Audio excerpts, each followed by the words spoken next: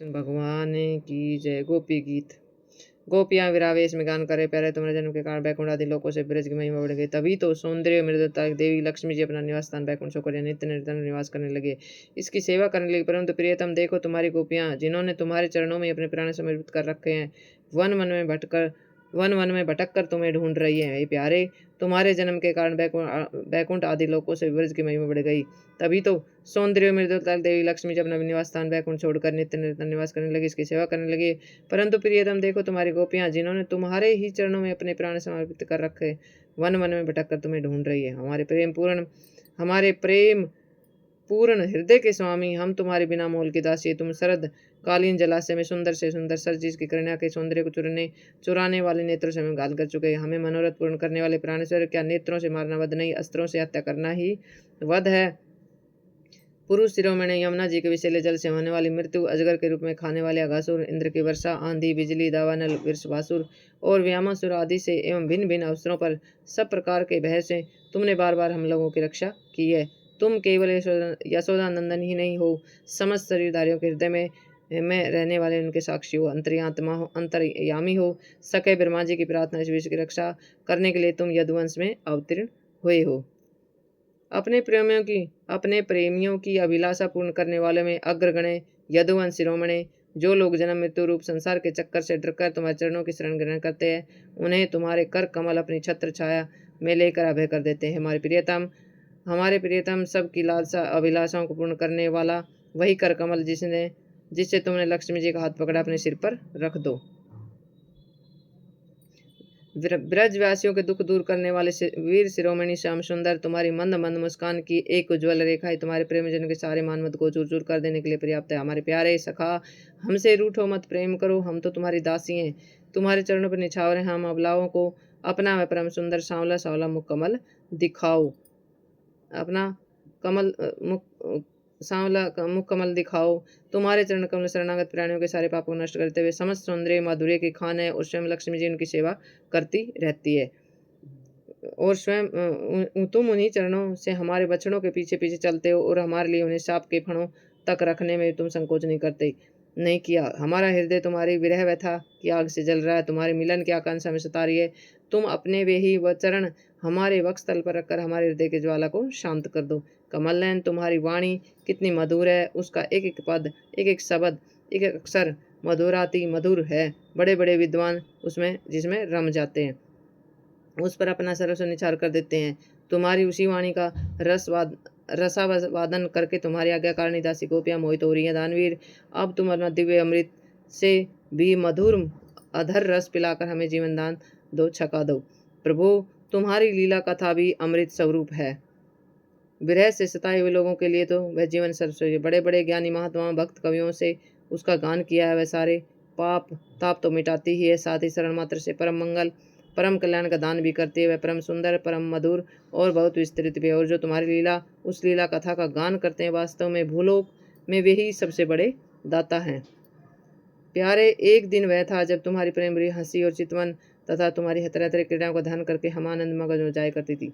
उनका ध्यान भी परम मंगलकायक है। उसके बाद तुम मिले, तुमने एकांत में हृदय स्पर्श ठिठोलियां की प्रेम की बातें की। हमारे कपटी मित्र, अब वे सब बातें याद आकर हमारे मन को क्षुब्ध किए देती है। हमारे प्यारे स्वामी, तुम्हारे चरण कमल से भी सुकोमल और सुंदर है।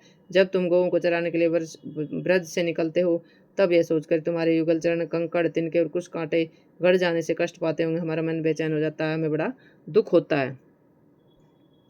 दिन ढलने पर जब तुम वन से घर लौटते हो, तो हम देखती हैं कि तुम्हारे मुख पर नीली नीली अलके लटक रही हैं, और गौओं के खुर से उड़ उड़कर घनी धूल पड़ी हुई है। हमारे प्रियतम, तुम अपना वह सौंदर्य हमें दिखा दिखा कर हमारे हृदय में मिलन की आकांक्षा प्रेम उत्पन्न करते हो।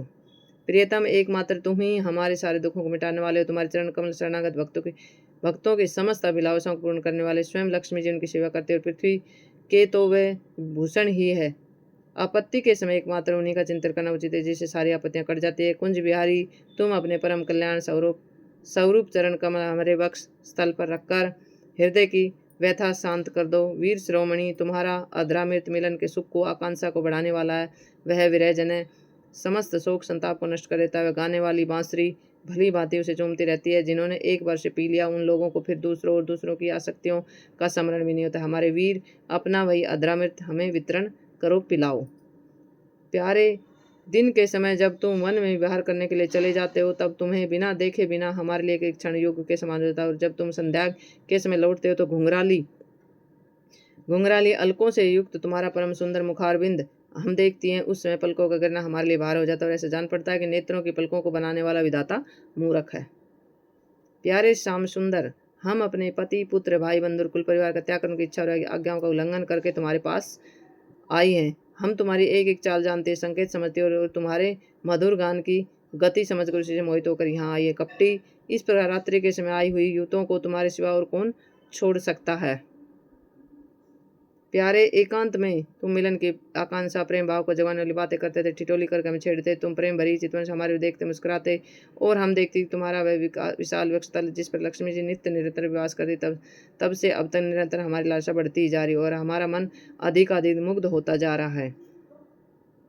प्यारे, तुम्हारी यह अभिव्यक्ति ब्रज वनवासियों के संपूर्ण दुख ताप को नष्ट करने वाले, विश्व का पूर्ण मंगल करने के लिए है। हमारा हृदय तुम्हारे प्रति लालसा से भरा है। कुछ थोड़ी सी ऐसी औषधि दो जो तुम्हारे निज जनों के हृदय रोग को सर्वथा निर्मूल कर दे। तुम्हारे चरण कमल से विश्व कुमार है, उन्हें हम अपने कठोर स्तनों पर भी डरते डरते बहुत धीरे से रखती हैं कि कहीं उन्हें चोट न लग जाए। उन्हें चरणों से तुम रात्रि के समय घोर जंगल में छिपे छिपे भटक रहे हो, क्या कंकड़ पत्थर आदि की चोट लगने से उन्हें पीड़ा नहीं होती होगी? हमें तो इसकी संभावना मात्र से ही चक्कर आ रहा है। हमें अचेत होती जा रही। श्री कृष्ण श्याम सुंदर प्राणनाथ, हमारा जीवन तुम्हारे लिए, हम तुम्हारे लिए ही जी रही हैं, हम तुम्हारी हैं। श्री सुखदेव जी कहते हैं, परीक्षित, भगवान की प्यारी गोपियां विरह के आवेश में इस प्रकार भांति भांति से गाने और प्रलाप करने लगी। अपने कृष्ण प्यारे के दर्शन की लालसा से वे अपने को रोक न सकी।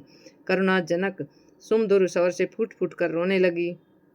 ठीक उसी समय गोपियों के बीच भगवान श्री कृष्ण प्रकट हो गए। उनका मुख कमल मंद मंद मुस्कान से खिला हुआ था, गले में वनमाला थी, पीताम्बर धारण किए थे।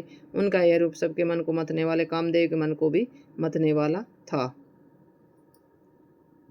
गोपी गीत समाप्त। बोले कृष्ण भगवान की।